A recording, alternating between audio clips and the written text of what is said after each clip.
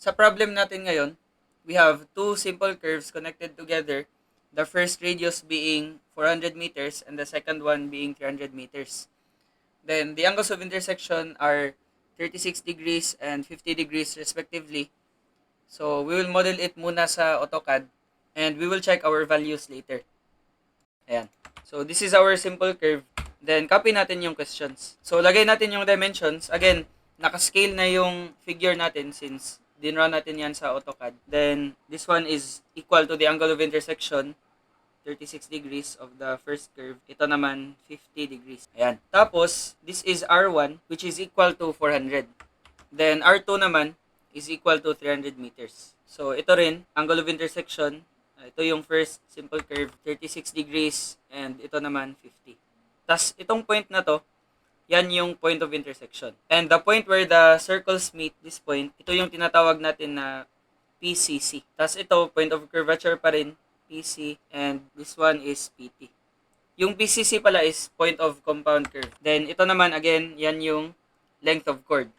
Length of common chord. Tas ito yung length ng common tangent. So for the first question, sa length ng common tangent, we just need to solve tangent 1 and tangent 2, then add natin silang dalawa. So for the first curve, I can draw a line from this point, the point of intersection of the two tangents of the first simple curve. Connect ko yan sa center ng circle. So I can form a right triangle here. Ayan. So this will be 90 degrees. So yung part na to is equal to T1. To solve T1, I can take advantage of this right triangle. 36 yan. Hinatin natin.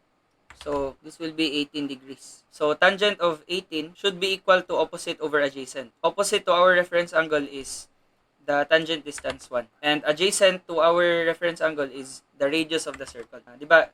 This is also equal to the first radius, 400 meters. Ayan. So we can solve T1. Define muna natin yung degrees. We have pi over 180. By default kasi yung MathCAD, nagsosolve siya using radians kasi. Ayan, pi over 180. So tangent of 18 degrees is equal to T1 divided by 400. So we're gonna solve T1. We have this value. Ayan, 129.968. Store natin sa T1. Ayan. Actually, remove ko na lang yung equations dito. Copy na lang natin to. Ayan, this is for T1. Now, for T2 naman, the length of tangent 2, it would be this distance. Ibahin natin yung kulay. Ayan, this is T2. For T2, we can consider the second simple curve. We draw a line from the center of the circle going to the point of intersection. Point of intersection of the two tangents. Ito naman, ito yung common point of intersection. So we have here T2 and we can take advantage of this right triangle. So this will be 90 degrees. Then half of 50 is equal to 25 degrees. Therefore, tangent of 25 degrees is equal to opposite T2 over adjacent. Adjacent is the radius of the second curve. So tangent of 25 degrees equals T2 divided by radius 2, which is 300. Store natin sa T2. Then solve T sub 2. We will obtain a value of 139.892. T1, T2. So for the length of the common tangent for letter A, yung kailangan lang natin is the sum of the two tangents. So for the common tangent, label natin as capital T equals T sub 1 plus T sub 2 equals, we would get 269.86. Ayan. Then this is in meters na. Paste natin yung value dyan. So we have letter A. Now for letter B, we want to compute the stationing of PT. For the stationing of PT, we just want the length of curve of the first simple curve and the length of curve of the second simple curve. Then, i-add natin yan sa stationing ng PC. Again, for the stationing of PT, we have PC plus LC1 plus LC2. Ayan. We have letter B. So, ito yung LC1, tapos ito naman yung LC2. Ayan. So, for LC1 and LC2, we will just use ratio and proportion, but alam natin yung formula ng arc length. It's just equal to 2 pi r, the whole circumference, multiplied by the central angle over 360 degrees. Ayan. Ito yung arc length. So, for LC1, the central angle is equal to 36. So, letter B na tayo. LC1 will be 2 pi r, where the radius is equal to 400 meters. Then our central angle is 36 degrees, this one, divided by 360. So, LC1 is equal to 251.327. Then, LC2 naman will be 2 pi r. The second radius is 300. Then, we multiply this by the central angle, 50 degrees over 360. First equals, we have 261.799. This is LC2. So, for the stationing of PT, we have, yung stationing ng PC is 4 plus 509. Ayan. Now, di ba yung stationing is in kilometer, then plus, ito naman, naka-meter yan. So, essentially, 4,000 plus 509 meters, parang 4,509 meters. So, tagay natin as 4,509, then we add LC1 and LC2. First equals, we have 5.02, gawin nating decimal. Ayan, 5,022.127. So, yung stationing ng PT pala is equal to 5 plus 022.127. Copy lang natin yung equations. So, again, ito yung LC1. In meters yan. Ito rin in meters. Then, ito yung stationing ng PT. Now, for letter C naman, we want the stationing of the vertex. Yung kailangan natin na value is tangent 1. Ayan, we know that it is 129.968. So, di ba, if this is tangent 1, this is also equal to tangent 1. So, if we define this dimension, this will be 129.968 meters. Now, same sa simple curve, from PC to the point of intersection, the common point of intersection, we just want this linear distance. However, doon sa simple curve, yung stationing ng PI is just the stationing of PC plus the tangent distance. But ngayon kasi, yung common point of intersection is beyond this point. Andito na kasi. So, we need to add this distance pala. Ayan, yung distance na to. So, we can determine this distance using the sine law. Bakit? Di ba alam natin yung T1 saka T2. Yung distance ng common tangent, kapag in-add natin yung dalawa, is equal to this value. Ayan, 269.86. Ito yung length ng common tangent. So, we have this side, and di ba, we can compute this angle. Ayan. Kapag kinumpute natin yung angle na yan, we have 180 minus 36, then minus ito, 50 degrees. We will get 94. Ayan, 94 degrees. So, by the sine law, we have here, x is to sine of the opposite angle. Yung opposite sa x is 50 degrees, considering this triangle. Ayan. So, sine 50 degrees. Then, equate natin yan sa known side natin. Known side over the sine of the opposite angle. Our known side is T1 plus T2, which is 269.86. Now, actually, naka-store yan sa letter T. So, I will just input T, this one. Gawin pala nating exact lahat. Ayan, we have T over sine of 94 degrees. Ito kasi yung opposite angle niya. And so, we will solve the value of x. We have 207.229 by the sine law. So, since nakuha na natin yung value ng x, yung magiging stationing ng PI will just be the stationing of PC, which is 4509, plus the tangent distance 1, plus the value of x. Now, yung x, isa-store na lang natin. Ayan. So, press equals, we have 4846.19757. Yan yung stationing ng PI. So, we have here, essentially, 4 plus 846.197 or 2 na lang. Ayan. 4 plus 846.2.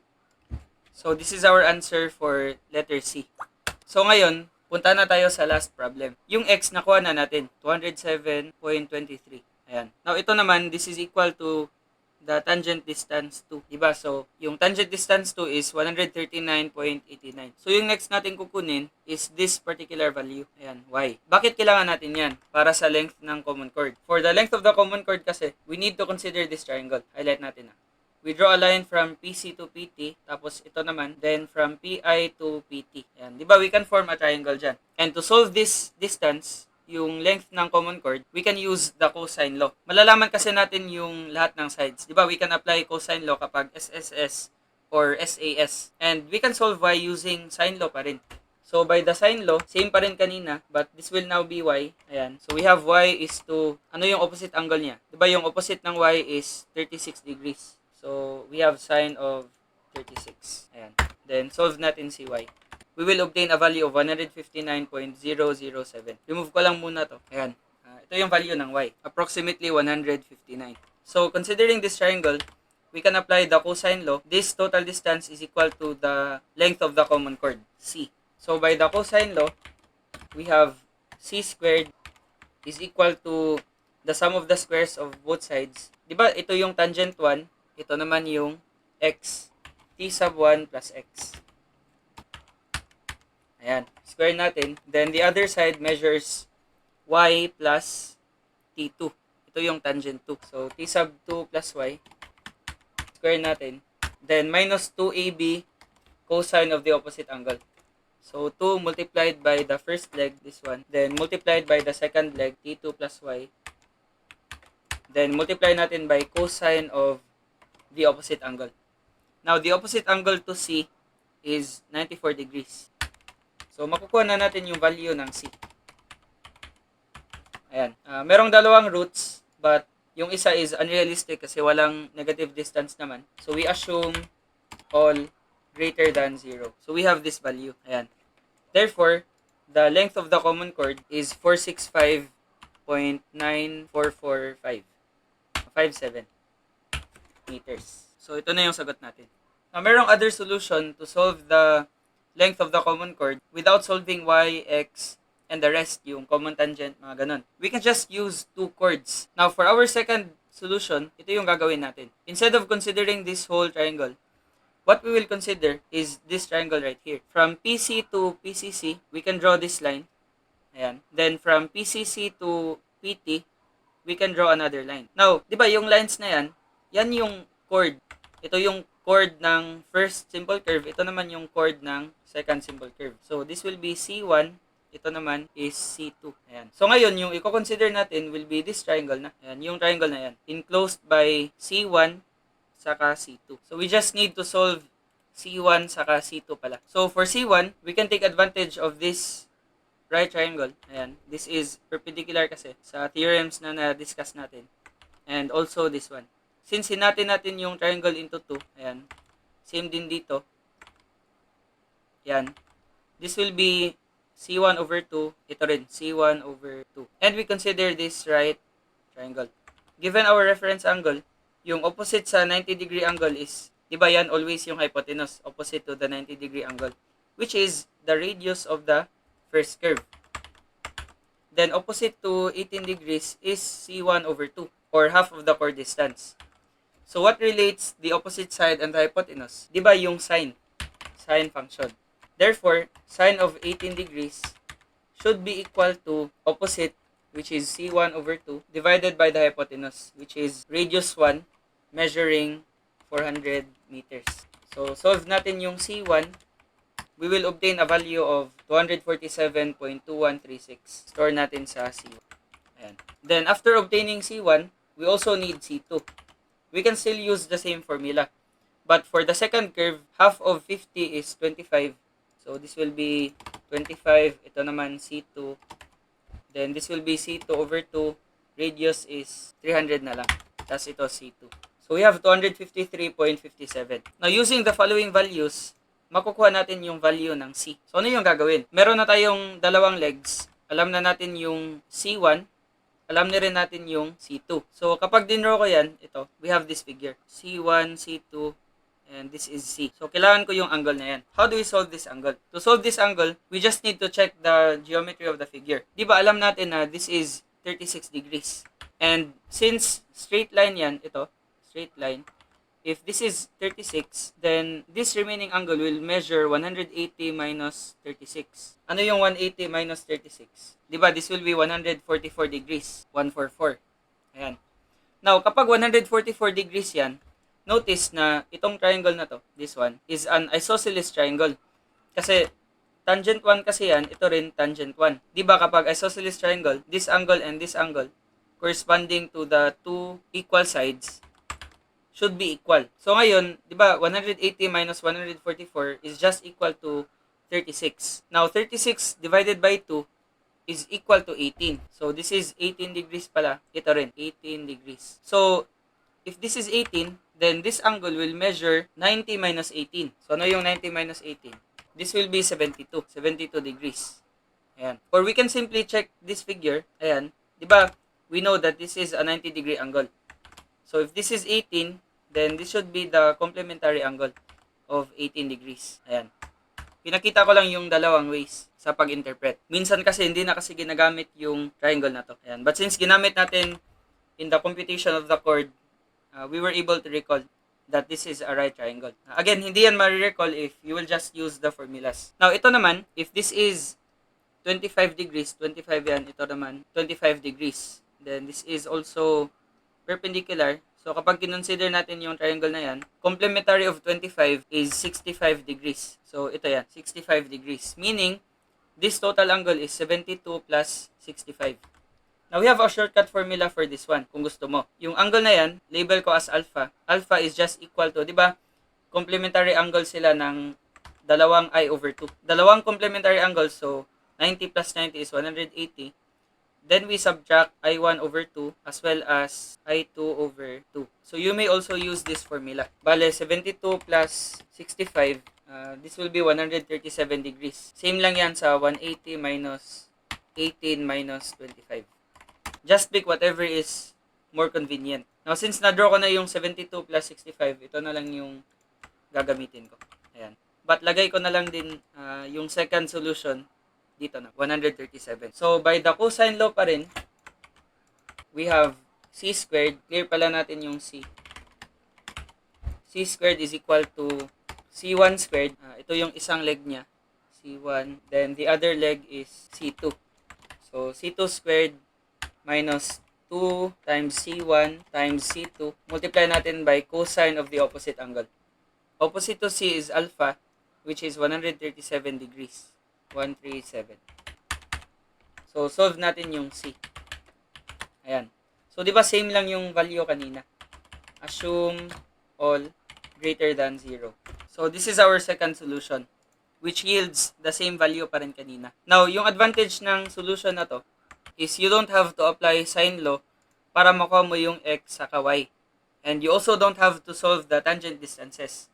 Yung kanina lang, for our first solution, ginamit natin yung tangent distances kasi sinolve kasi natin yung T1 sa T2.